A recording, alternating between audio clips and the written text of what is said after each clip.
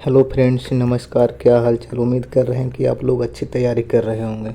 आइए देखते हैं रामबाण सीरीज का 9वां वीडियो जो अभी चल रहा है फिजिक्स का। आज शायद फिजिक्स का भी लास्ट होगा, इसके बाद फिर सोचा जाएगा आगे मिसलेनियस में भी इसका लाया जा सकता है कुछ पार्ट, लेकिन अभी फ़िलहाल इसका लास्ट है। इसके बाद फिर चलेगा केमिस्ट्री का कुछ वीडियो। ठीक है, इसमें जो है टारगेट है 3000 MCQ करवाने की, जो अभी फ़िलहाल तो चल रही है। ठीक है, आज फिर देखते हैं क्वेश्चन में कौन कौन सा क्वेश्चन शामिल हुआ है। ये सब क्वेश्चन तो पहले हो चुका है। अब देखते हैं आज के क्वेश्चन। आज के क्वेश्चन है क्वेश्चन नंबर 33 से।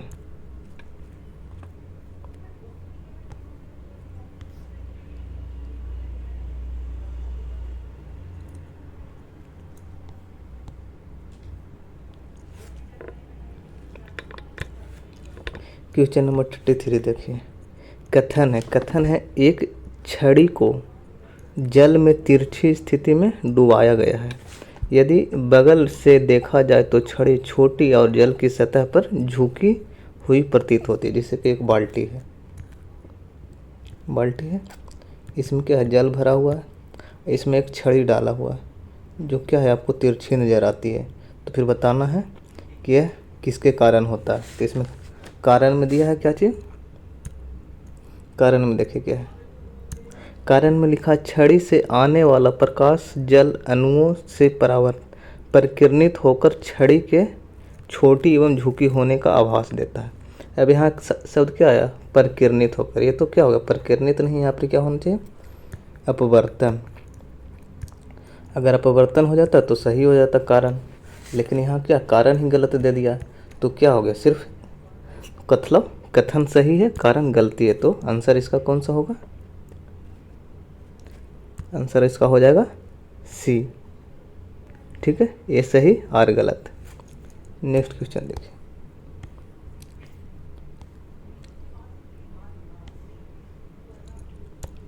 क्वेश्चन नंबर 34 देखिए।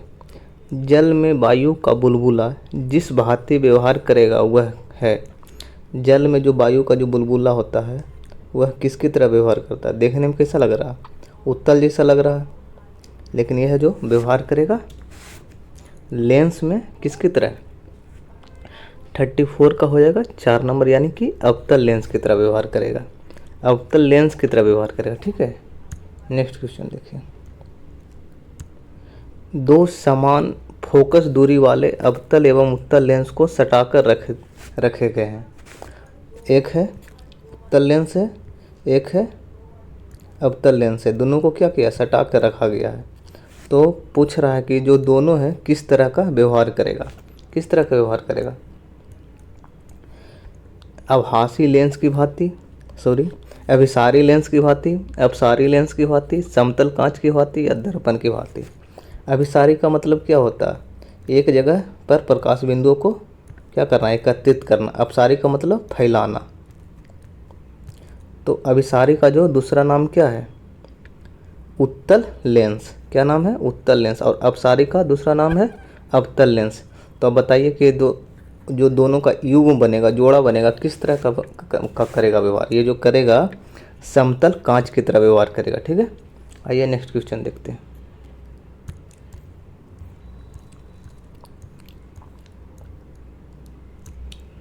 Question number 36। एक समतल दर्पण की वक्रता त्रिज्या शून्य होती है। 1.50 मीटर लंबे व्यक्ति को संपूर्ण प्रतिबिंब के लिए न्यूनतम 0.75 मीटर की दर्पण की आवश्यकता होगी। बताना है कि कौन सा सही है। पहले इस क्वेश्चन को आप लोग अच्छा से समझे होंगे। क्या समझे होंगे कि समतल दर्पण की वक्रता त्रिज्या क्या होती है इसकी।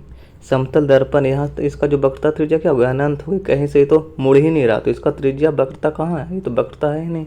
तो क्या होगी, जो लिखा शून्य लिखा है, शून्य नहीं, क्या होगा, अनंत होगा। ठीक है, और ये जो है यानी 1.5 मीटर, यानी कि व्यक्ति के मतलब जितना बड़ा वस्तु रहेगा उसके आधा दर्पण की आवश्यकता होगी। तो इसके आधा तो है, तो ये तो सही हो गया, लेकिन ये गलत हो गया। तो इसमें ऑप्शन में देख लीजिए, ऑप्शन में क्या है, एक सही, केवल दो सही, दोनों सही, ना 1 ना 2 सही, तो इसका कौन सा सही है, केवल 2 नंबर सही है, तो ऑप्शन नंबर बी हो जाएगा 36 का। ठीक है, नेक्स्ट क्वेश्चन देखिए 37 नंबर। दूरदृष्टि दोष निवारण के लिए अवतल लेंस का प्रयोग किया जाता है, निकट दृष्टि दोष निवारण के लिए उत्तल लेंस का प्रयोग किया जाता है, और असत्य कथन की पहचान करें। पहले देखें, दूरदृष्टि दोष है, यानी दूरदृष्टि दोष है यानी कि दूर की वस्तु दिखाई देगा और निकट की वस्तु स्पष्टता दिखाई नहीं देगा। उसी तरह से निकट दृष्टि दोष है तो फिर इसको क्या होगा, निकट की वस्तु दिखाई देगा स्पष्ट रूप से, लेकिन दूर का वस्तु स्पष्ट रूप से नहीं दिखाई देगा, यानी कि जो दोष है वही इसको दिखाई देगा। दूर दृष्टि यानी कि दूर का दिखाई देगा, निकट दृष्टि दोष यानी निकट का दिखाई देगा। और इसमें अगर लेंस का प्रयोग करना है इसको निवारण के लिए, तो याद कीजिए दूर, दूर में क्या आ रहा है, ऊ का उच्चारण हो रहा है, ऊ से फिर क्या होता है, उत्तल भी हो जाता है, तो इसलिए दूर और उत्तल एक हो गया। फिर है निकट, निकट में क्या आ रहा है, आ रहा है, निकट निकट नहीं हो रहा, तो उसी तरह से इसमें अवतल, यानी जब भी मतलब कन्फ्यूजन हो तो इसका इस्तेमाल कर सकते हैं। दूरदृष्टि में उत्तल लेंस का प्रयोग और निकट दृष्टि दोष में अवतल लेंस का प्रयोग, लेकिन यहाँ क्या किया, उल्टा लिख दिया है, अवतल यहाँ उत्तल कर दिया, यानी दोनों गलती है। तो पूछा कि कौन सा कथन असत्य है, तो कौन सा कथन असत्य है, दोनों क्या हो गया, दोनों असत्य है। आइए अब नेक्स्ट क्वेश्चन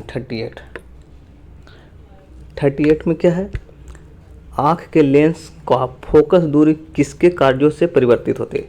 जो आँख का लेंस कैसा है, उत्तल लेंस है, पहले इसका जो फोकस दूरी मतलब घटेगा बढ़ेगा कैसे, जब लेंस का आकार चाहे लंबा हो जाए या फिर मोटा हो जाए, तभी इसका लेंस क्या होगा, परिवर्तित होगा। तो कैसे होगा, ये जो लेंस होता है सिलियरी मांसपेशियों द्वारा क्या होता है, अटका होता, बंधा होता। जैसे जैसे ये जो सिलियरी मांसपेशी अगर फैलेगा तो क्या होगा, पतला हो जाएगा, और सिकुड़ेगा तो मोटा हो जाएगा। तो इसमें क्या, सिलियरी मांसपेशियों के परिवर्तन के कारण फोकस लेंस की दूरी भी परिवर्तित होती है। इसका आंसर डी हो जाएगा। ठीक है, नेक्स्ट क्वेश्चन आइए 39। स्पष्ट दृष्टि की न्यूनतम दूरी 25 सेंटीमीटर, सही। लेंस की शक्ति मापी जाती है डायोप्टर में, ये भी सही, यानी डायोप्टर बराबर क्या होता है, 1/, फोकस दूरी। ये जो फोकस दूरी क्या होगा, मीटर में, एक डायोप्टर होगा 1/, फोकस दूरी, यानी फोकस का व्युत्क्रमानुपात। ये फार्मूला याद रखिएगा, आपको फिर कभी काम देगा, कब, जब आपको दिया रहेगा डायोप्टर में दिया रहेगा फोकस क्या चीज़, मतलब लेंस की क्षमता दिया रहेगा, और आपसे पूछेगा फोकस की दूरी पूछेगा, वो भी सेंटीमीटर में। यहाँ क्या होता है, फोकस दूरी लिखा रहता है मीटर में। ठीक है, इससे आप लोग ध्यान रख सकते हैं। तो इस क्वेश्चन में देखिए क्या दोनों सही है, तो पूछा क्या चीज़, कौन सा असत्य है, तो कोई नहीं असत्य है, आंसर नंबर डी 39 का डी। नेक्स्ट क्वेश्चन देखें, क्वेश्चन नंबर 40।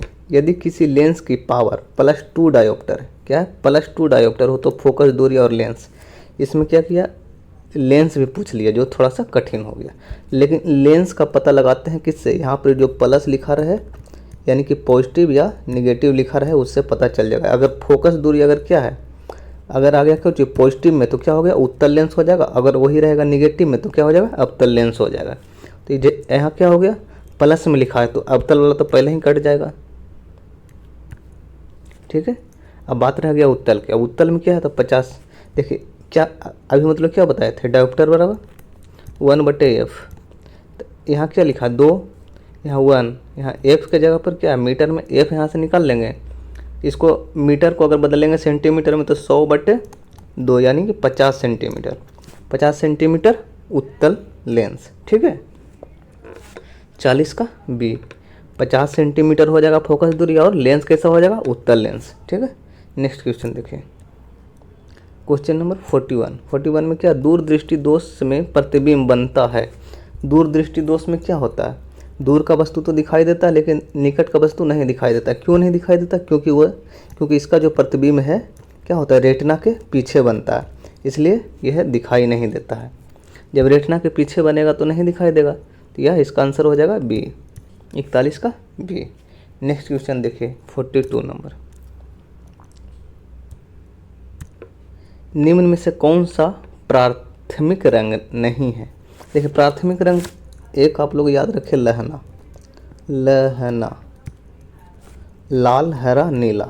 ठीक है, सिख सिख गुरु में एक का नाम था लहना, जिनको गुरु अंगद के नाम से शायद जानते हैं, उन्हीं का एक दूसरा नाम लहना भी था। तो इससे आप लोग याद रख सकते हैं, जब भी पूछेगा तो प्राथमिक रंग याद करिएगा लहना, लाल, हरा, नीला। और इससे जो है लाल, हरा, नीला से भी अन्य कलर का निर्माण होता है, जिसको बोलते हैं द्वितीयक रंग। जैसे कि देखिए लाल और हरा को अगर मिला देंगे तो येलो रंग का निर्माण होगा। उसी तरह से हरा और नीला को मिलाएंगे तो सियान रंग, और लाल और नीला को मिलाएंगे तो मैजेंटा रंग। अगर इसी में से लाल, हरा और नीला को तीनों को मिला देंगे तो वाइट बनेगा।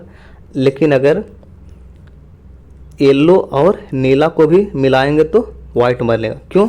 क्योंकि येलो कैसे बना था? लाल और हरा से। तो यहाँ तो येलो में तो खुद है लाल और हरा, यहाँ से इससे मतलब क्या मिला दिया? नीला बना दिए, तो क्या बन गया? वाइट।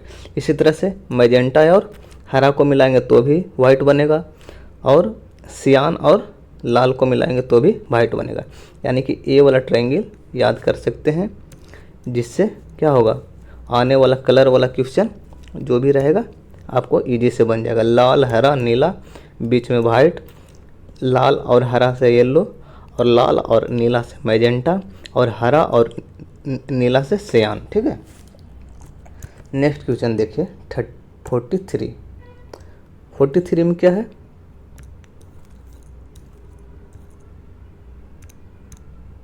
43 में समतल दर्पण से वस्तु 2 मीटर की दूरी पर रखी है, तो उसके प्रतिबिंब और वस्तु के बीच की दूरी। देखिए समतल दर्पण का गुण जानते हो क्या? जितना दूरी पर रहेगा उतना ही दूरी पर क्या प्रतिबिंब भी बनेगा, और जितना बड़ा रहेगा उतने बड़ा बनेगा। ठीक है। तब यहाँ क्या कहा? 2 मीटर की दूरी पर, पहले 2 मीटर के रखा, दूरी पर से बना। अब इसका प्रतिबिंब भी बनेगा क्या चीज़? 2 मीटर की दूरी पर। अब तो पूछा क्या? प्रतिबिंब और वस्तु के बीच की दूरी, यानी वस्तु ये है, प्रतिबिंब ये है, इन दोनों के बीच का दूरी कितना हो गया? 4 मीटर हो गया। तो आंसर 4 मीटर हो गया। नेक्स्ट क्वेश्चन देखें।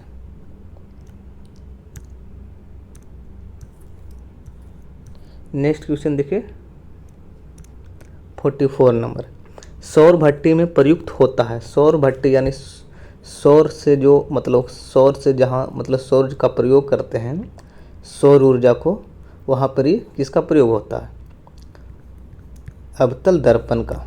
किसका? अवतल दर्पण का। अवतल दर्पण कहाँ है? नेक्स्ट क्वेश्चन नंबर 34 का डी हो जाएगा, 44 का डी हो जाएगा, अवतल दर्पण।